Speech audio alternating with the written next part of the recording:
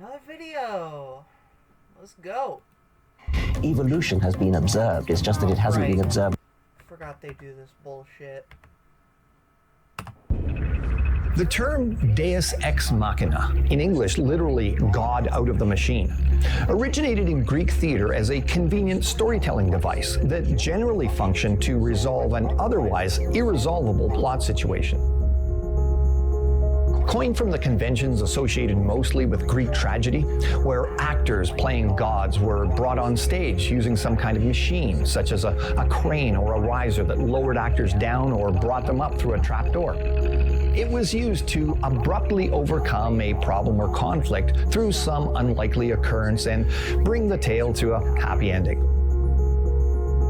As examples used in more modern dramas, we can think of the entire droid army in the Star Wars Episode 1 Phantom Menace movie, suddenly all conveniently collapsing when their control ship was blown up. Or in virtually the same way, how in the Marvel Cinematic Universe's Avengers movie, the invading alien army called the Chitauri suddenly all fall down when their command ship is destroyed. Okay, that's... I may be wrong here. I'm not familiar with the term deus ex machina, but the way he explained it before is completely different from the examples he's giving. Deus ex machina, as he explained it before, was simply showing God or playing God through machines. That's not how, that's starkly different from a bunch of machines stopping all of a sudden. The examples do not fit the explanation whatsoever. It's quick, it's easy, and it means the writer can just move on to bigger and better things and not have to explain complicated plot points. It's a Wait. I'm sorry, but typically when shit happens in a movie, it's explained. I haven't seen that Avengers movie in literal years, and I've never seen any Star Wars things, but dude, pretty sure that wasn't used to get out of explaining something.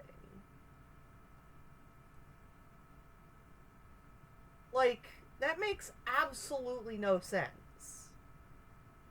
Typically when things happen in a movie, it's because people did it. I know that's a really, really... And I know it doesn't sound like I'm saying anything, but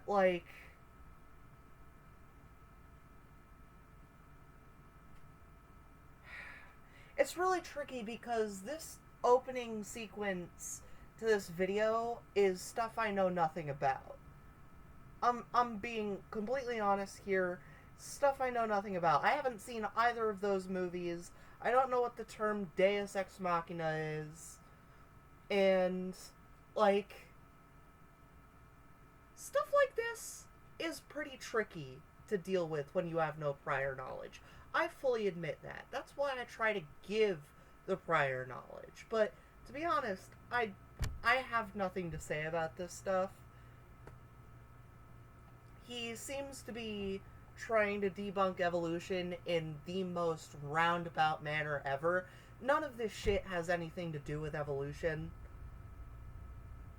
So I guess let's continue. Convenient and rather easy way out, and is considered by professional writers to be a weak and simplistic storytelling method. Many times when people invoke God as the explanation for something they don't fully understand, naturalists will often accuse them of using what's called the God of the gaps argument. Okay, the reason why this is so often the case is because people people inherently want to give meaning to things they don't understand, right? It's human nature. And often when people who are religious don't understand something, they will often substitute the words "I don't know" for "God must have done it." And I'm not going to go out of my way to figuratively bash their head in on that situation, because humans inherently want to give meaning to what they don't understand. But I want people to be conscious of it. And I want to point out when somebody may be being very, very dishonest and intentionally substituting the words "I don't know" for "God must have done it," which people in Answers in Genesis do quite frequently. As an easy way out. As an example, if ancient people didn't understand how or why lightning strikes sometimes occurred and attributed them to a pagan god like Zeus having a tantrum, that would be... Did you just call Zeus a pagan god? What the fuck? Pagan is Norse. As far as I know, pagan refers to Norse stuff. Zeus is Greek. Okay, you know what? Let me Google this, because I don't want to sound like an idiot here. What does pagan refer to? You could be considered pagan if you don't believe a religion or worship more than one god. Okay. Okay, the original pagans were followers of an ancient religion that worshipped several gods, polytheistic. Today, pagan is used to describe somebody who doesn't go to a synagogue, church, or mosque. Okay. I guess... Okay. Is there a difference between pagan and paganism? Spiritual movement that includes many diverse groups and beliefs, has roots in pre-Christian religions of Europe. Pagans...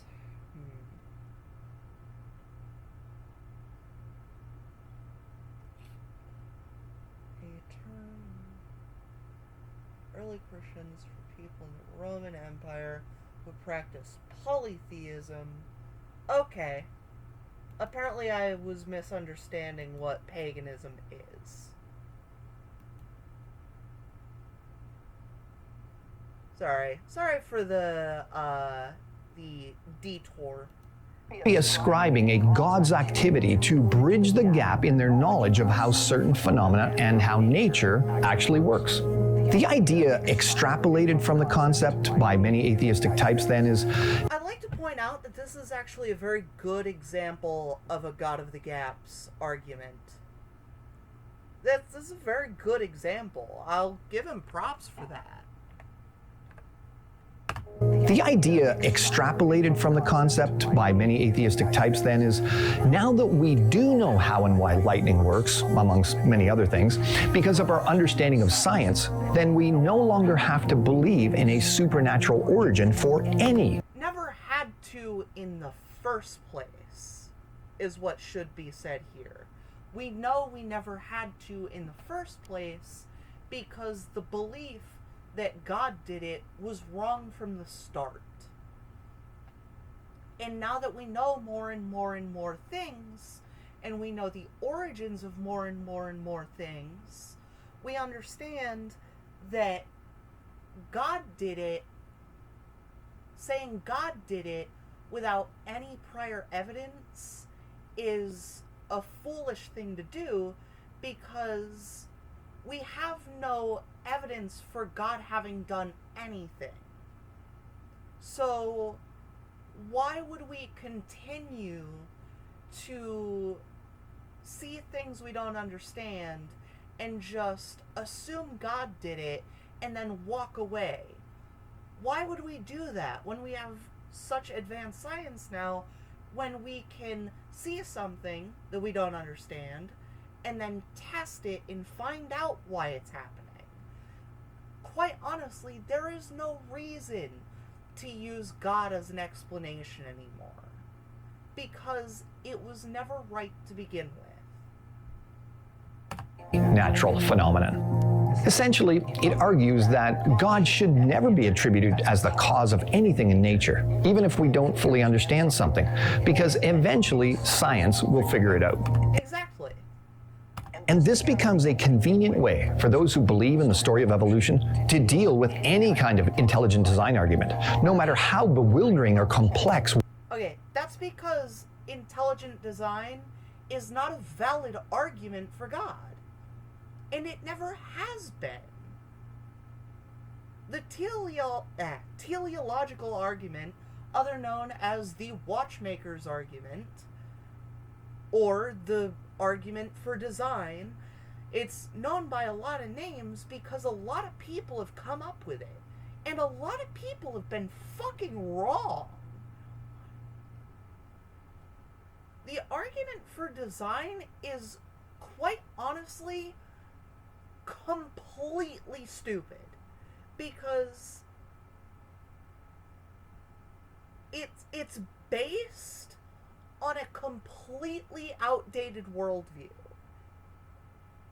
If he starts using the watchmaker's argument, I will debunk it again, but I'm not going to go through the trouble of doing it if he is not going to talk about it. I've already debunked it numerous times on other videos.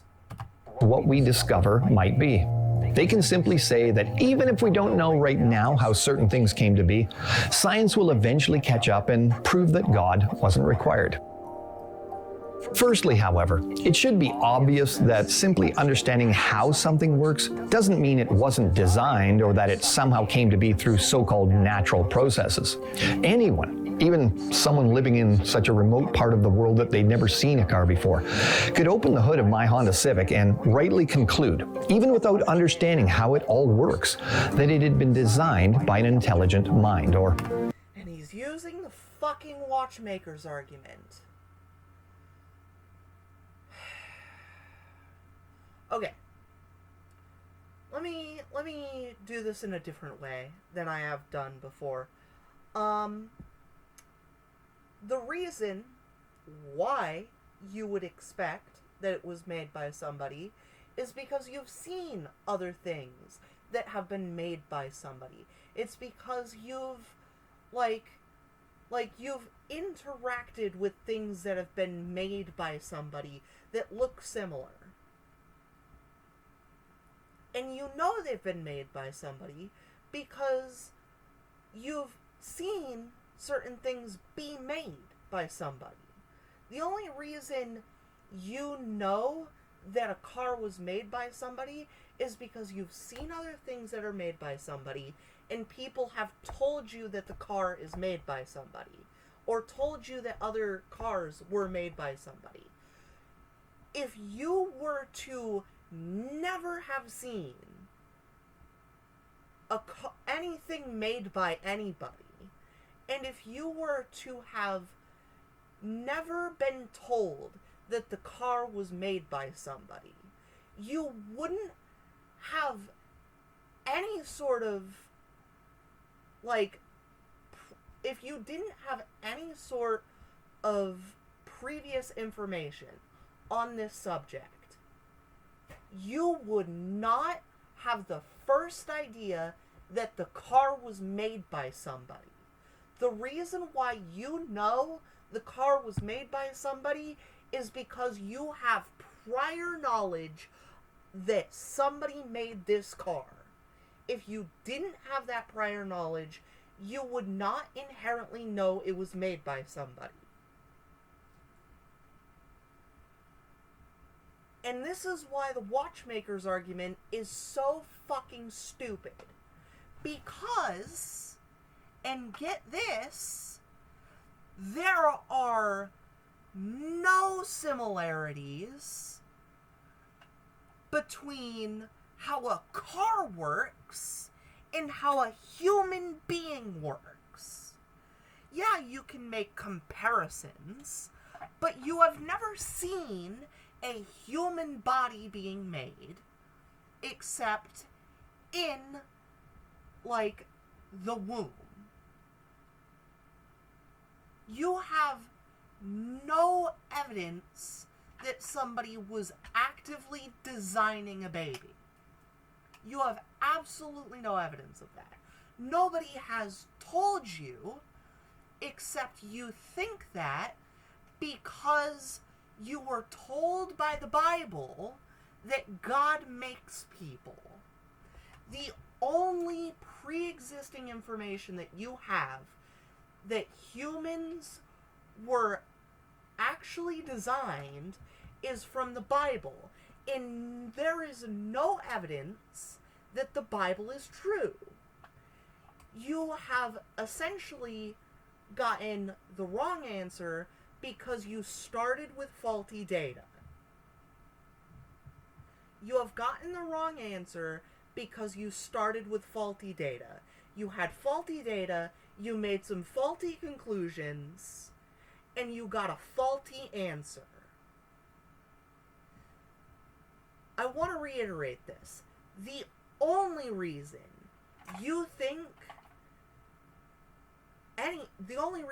any Christian or any religious person thinks that humans were designed, the only reason you'd think that is if you read the fucking Bible.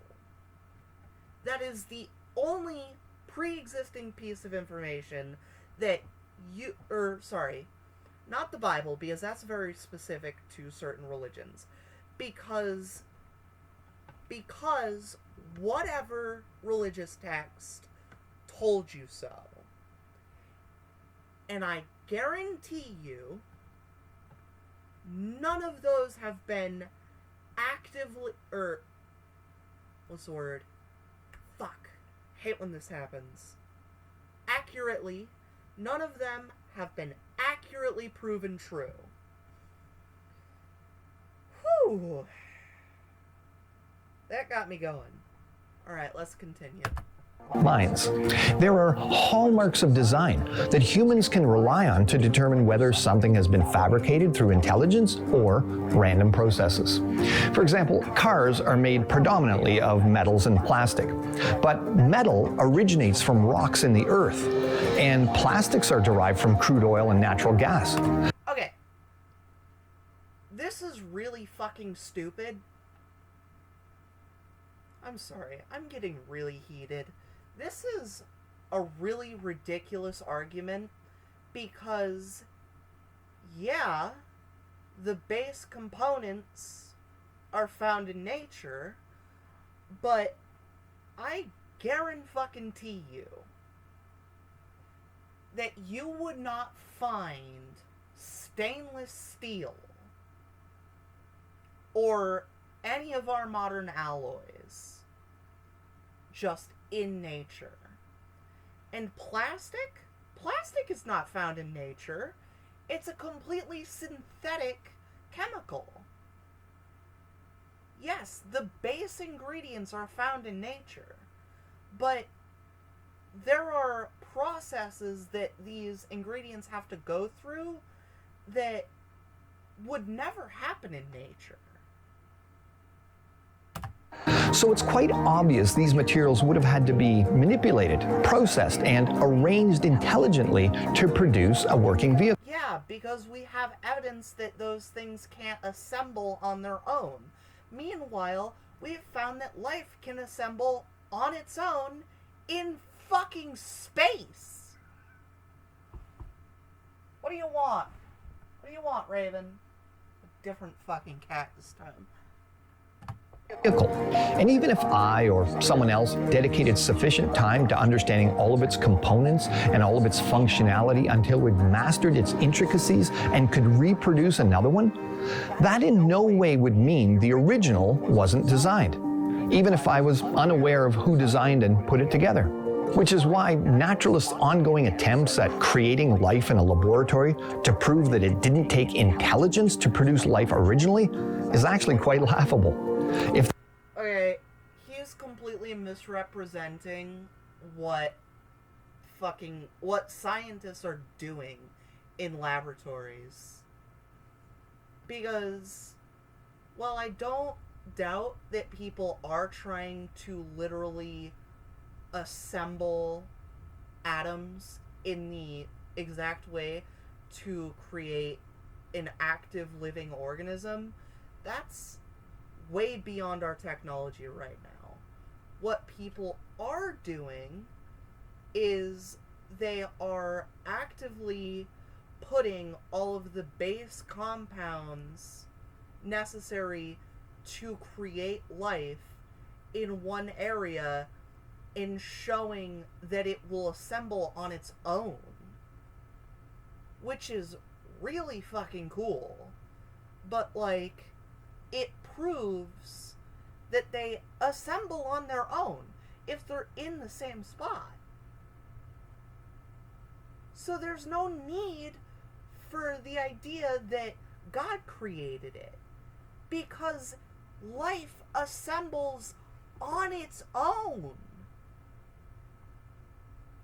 These chemicals that create the basis of life, a single-celled organism, are chemicals that are naturally drawn to each other, that will bond to each other on their own, like things typically do. If there is heat somewhere, I guarantee you there is, if there is enough heat somewhere, I guarantee you there are bonds being broken and then bonds being reforged. I guarantee you.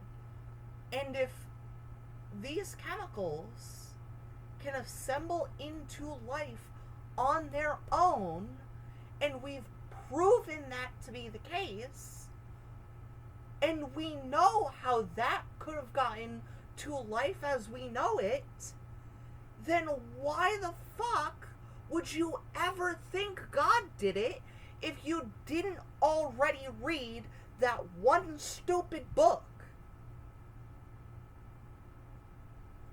Do you see why the watchmaker's argument is completely brainless? Still haven't gotten to the endless gaps, quote unquote, in evolution. He hasn't even talked about evolution yet. If they ever did do it, they'd only be disproving the very thing they're attempting to demonstrate. What many evolutionists who use this argument don't seem to understand is that biblical creationists are not invoking a God of the gaps argument to explain certain phenomena, but rather the God of necessity, the God of the Bible. We aren't just saying God. That is literally the same thing. The only reason you think it's necessity is because you believe in the Bible.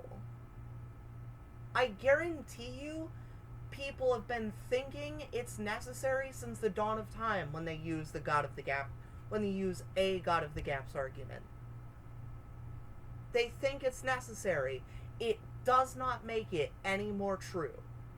God did it because of what we don't know about things. We're saying it because of what we do know.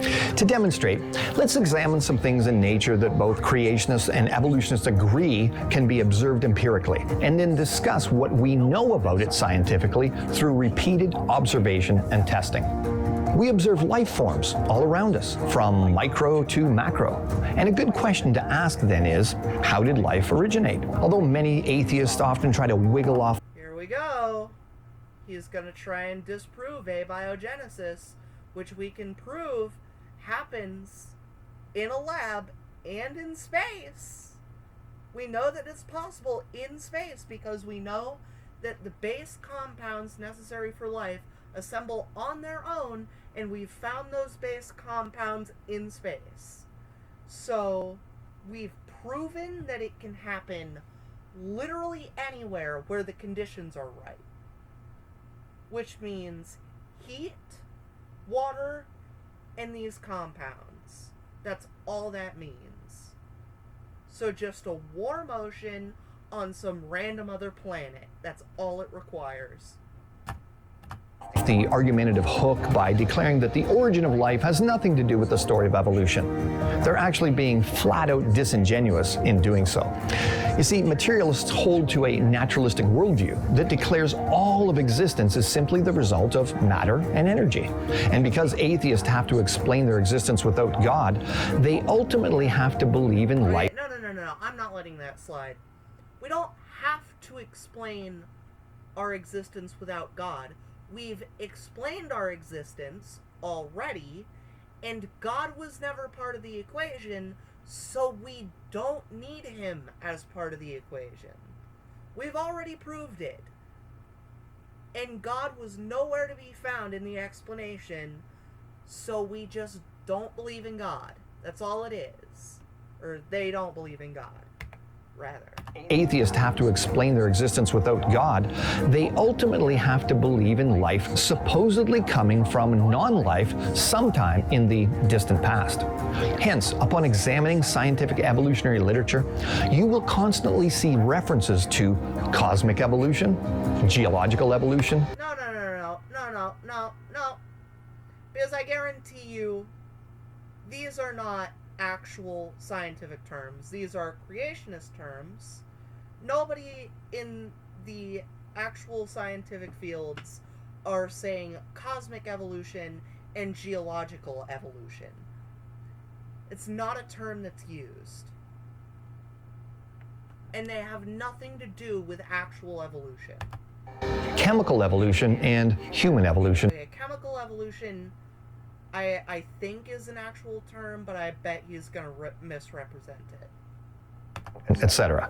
Obviously, human evolution is an actual term. Not simply biological evolution, how one kind of creature supposedly changes into different kinds.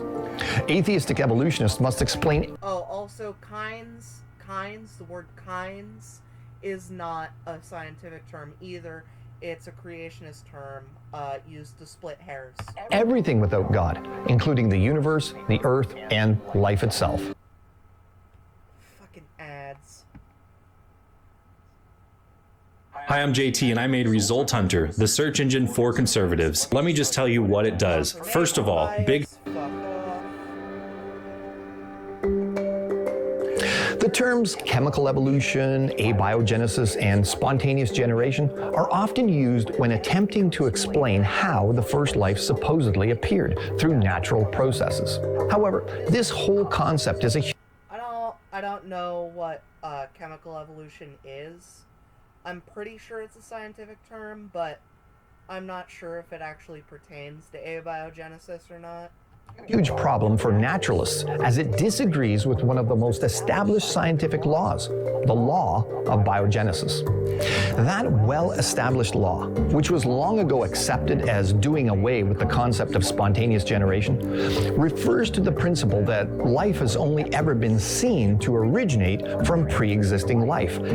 Okay, this is splitting hairs between observable science and historical science, which is bullshit.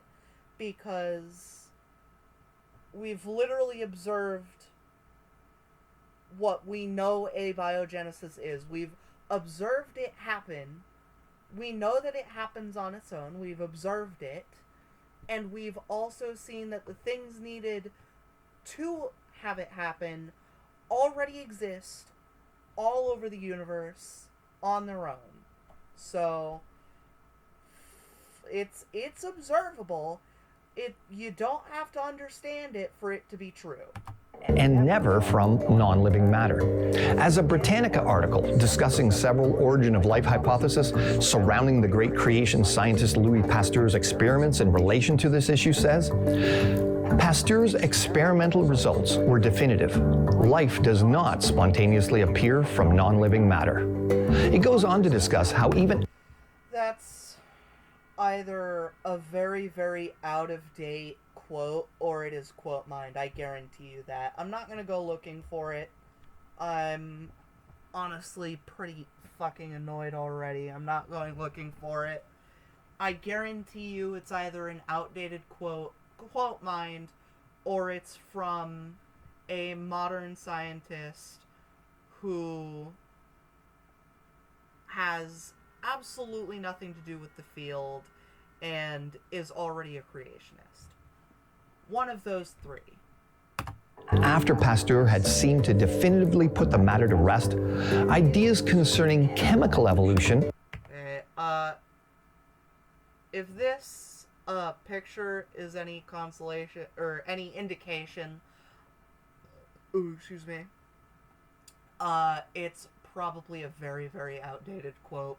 To definitively put the matter to rest, ideas concerning chemical evolution were then proposed from the evolutionary community, as if a distinction was to be seen between it and the idea of spontaneous generation. But the fact is, although you can contrive all sorts of different nomenclature or time variances as to how long it took for it to supposedly happen, in an attempt to make it sound as if you're proposing something other than life emerging from a non-living state, in the big picture, it all amounts to the same thing.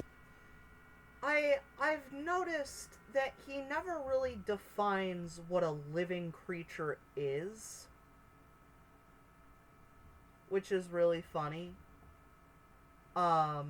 Because scientists are very picky on what is actually considered a living creature.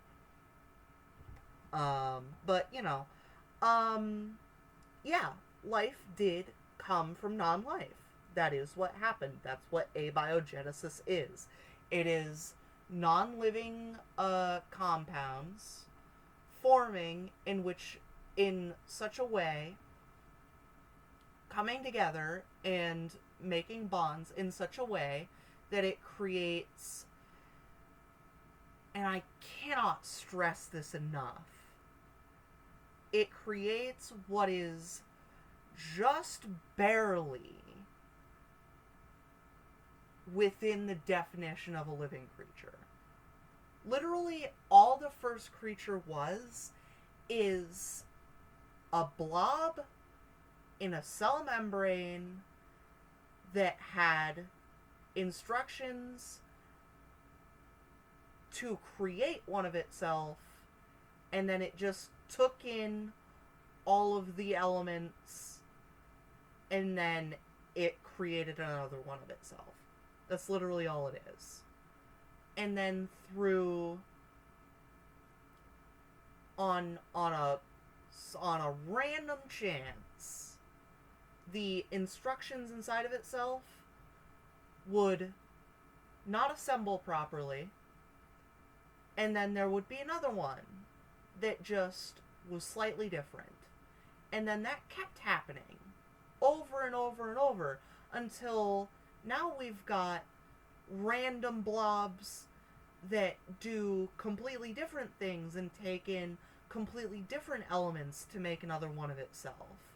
So now there are blobs that are made up of different elements, and then over time they start working together, and one will take in one like compound and get energy from it, and it would change that compound, and it would pass it to its buddy who needs that changed compound to get energy from, and they change that compound, and so on and so forth.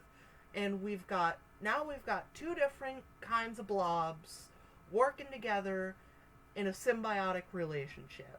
They help each other out, and that is the start of the first multicellular organism. That's all that is. It's fucking it's early evolution for dummies, you know? It's ridiculously simple. That's all it is. That's literally all it is. Atheistic evolutionary belief that life came into being from a non-living entity sometime in the unobserved past is a faith-based position. No, it is not. You fucking twat. God, I fucking hate this dude. He's so fucking smug and always so fucking wrong. Oh, I hate him. Is not faith-based. We've seen these things happen in a lab. We just put the things together and let them do their own thing, and they assembled on their own. We gave them...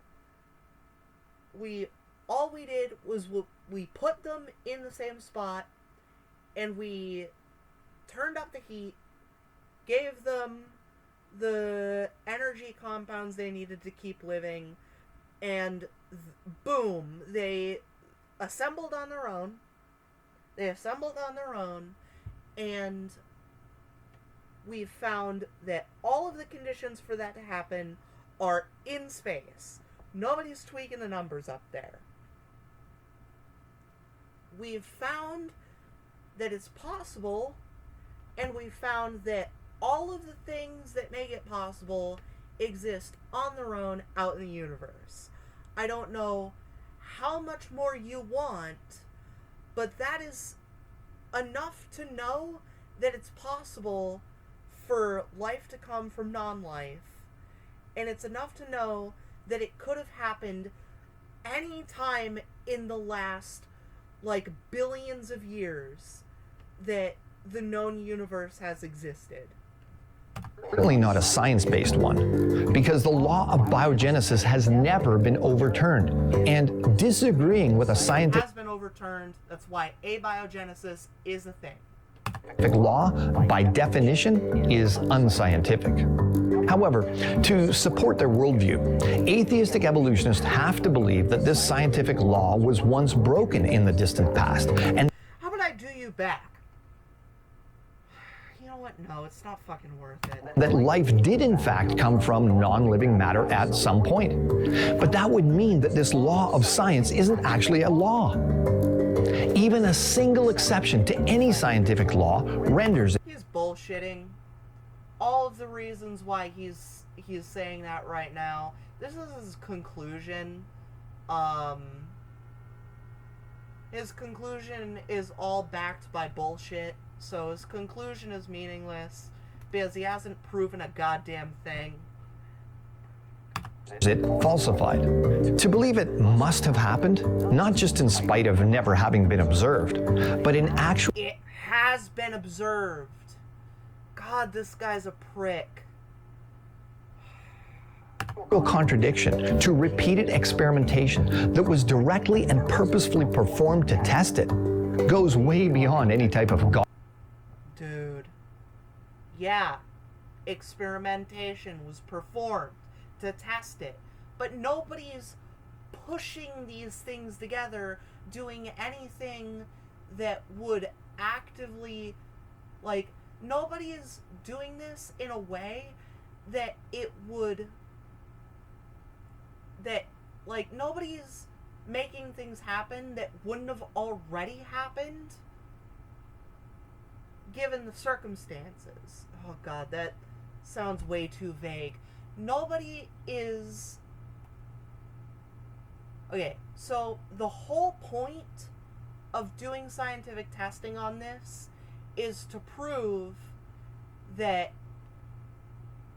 the conditions for life can happen without anybody interfering.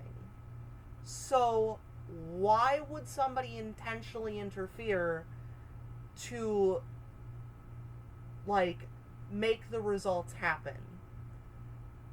I guarantee you, anybody who would actively do that would be completely laughed out of any fucking conference. Because if somebody actively did that and was like, hey, here's how life must have started, everyone would be like, but nobody was there to do that. Like, oh god, I'm doing such a job at explaining this.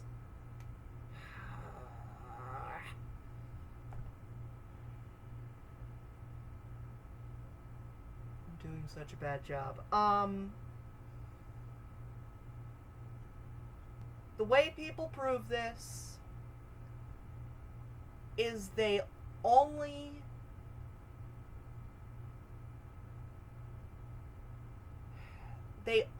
interfered by making the base conditions for it to happen. That's all they did. They created the ideal situation,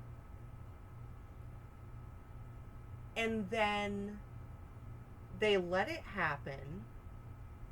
They formed on their own into actual life, right? So all they did was create the scenario. That's all they interfered to do. Now all that's left to do is prove that the scenario can happen on its own. And we've proved that the scenario can happen on its own. I really hope that makes sense. That's the simplest way I could have put it. They only interfered by making the base conditions, and we proved that the conditions can happen on their own. And we proved that the conditions could have happened on their own. Oh god, I don't know how long ago it happened, but like billions of years ago on this planet. We proved... He's gonna say it's not observable, but fuck if I care. We know through observable things that the conditions on this planet at that time were right for life to start. And it happened. Billions of years later of mutation and natural selection, and here we are. That's all there is to it. Out of the gaps type argument. It's an evolution did it no matter what type of declaration. It's certainly not science. Evolution ex machina. Does fucker say evolution ex machina?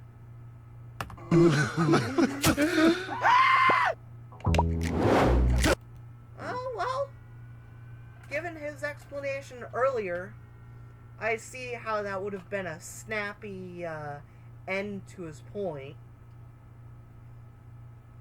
Because proving evolution through bullshit methods is kind of what that means, through fake methods. But we proved evolution through real good methods, because that's how science works. So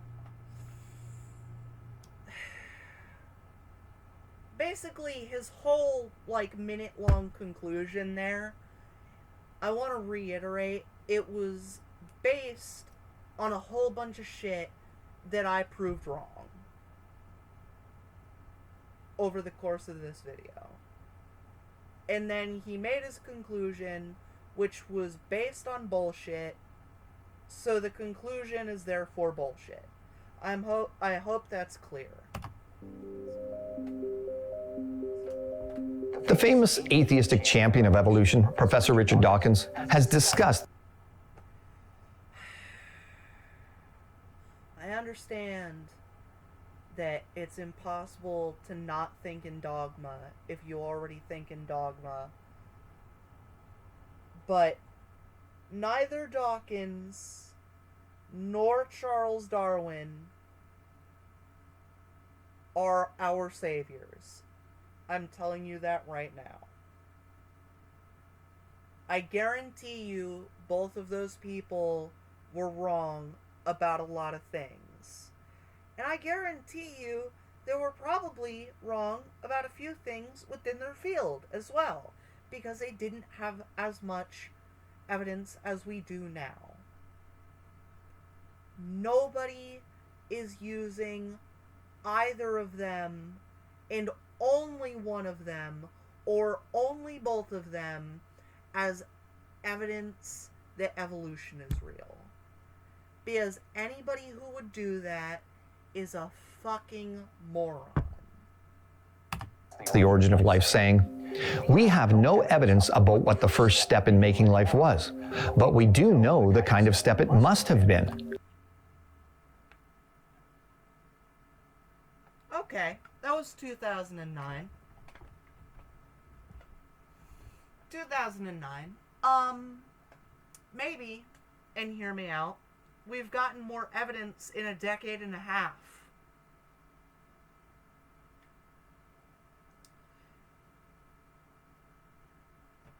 It's not as outdated as other quotes, but things like abiogenesis are very, very new. They're very, very new.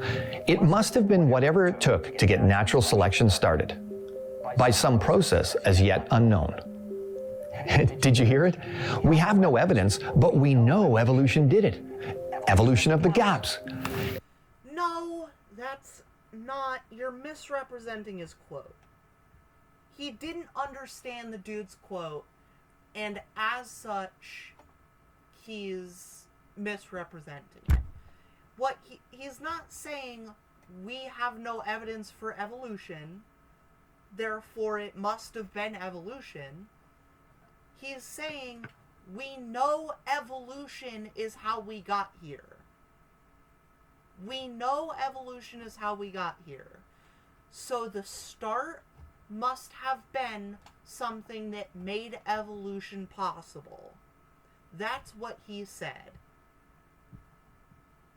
He said, we know evolution is real, therefore what started life had to be something that was compatible with evolution.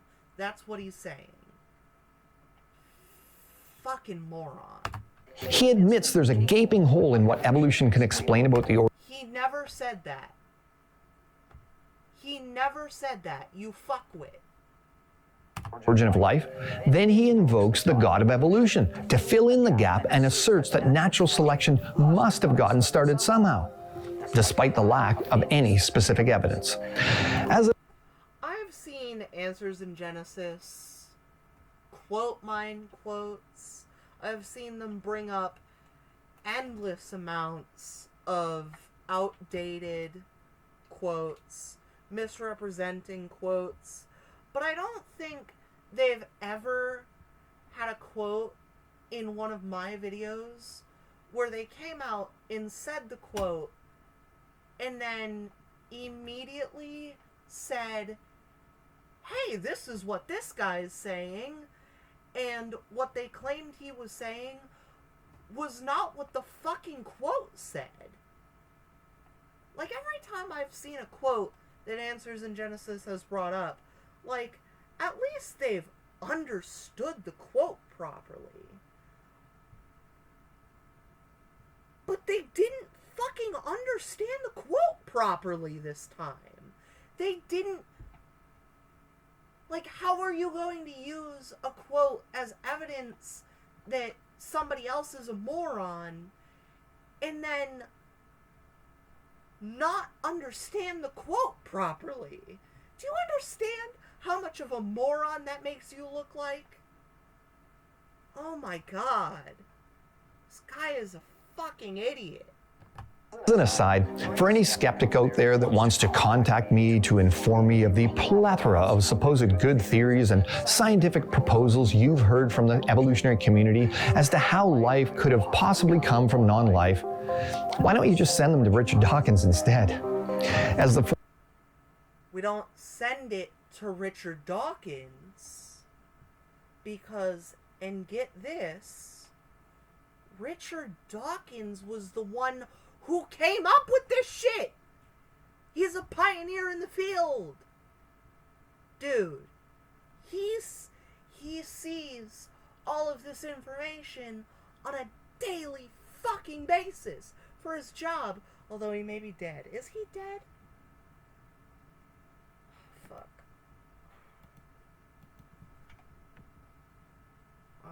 Richard Dawkins 2024.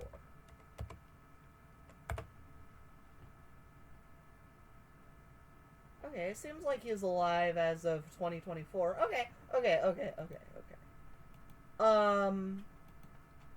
My point is, it's an outdated quote of over 15 years. They misrepresented the quote and misunderstood the quote. Like, did he not... Oh, excuse me. Did he not run this by anyone? Did nobody go, hey, you're misunderstanding that quote? Did he not get somebody to proofread this shit? Fuck, man.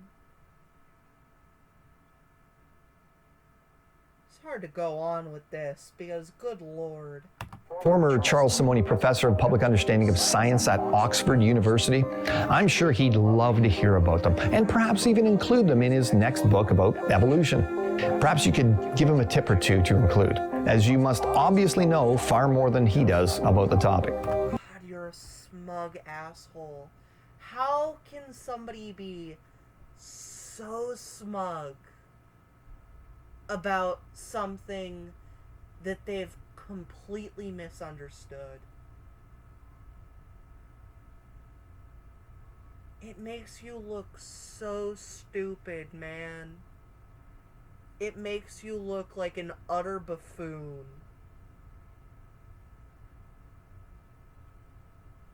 You see how smug this dude is? This is why I hate this shit. This is why, like, this is why I struggle to get through these Answers in Genesis videos. Should I just end it here? Feeling like I might want to just end it here. Yeah, you know what? If you want more of this video, if you want me to do the last, like, 7 more minutes, comment, I guess, like the video, maybe. If you keep coming back, subscribe. If you're new, well, I don't give a shit. If you're new, you can just fuck off. Or watch another one of my videos. Why not?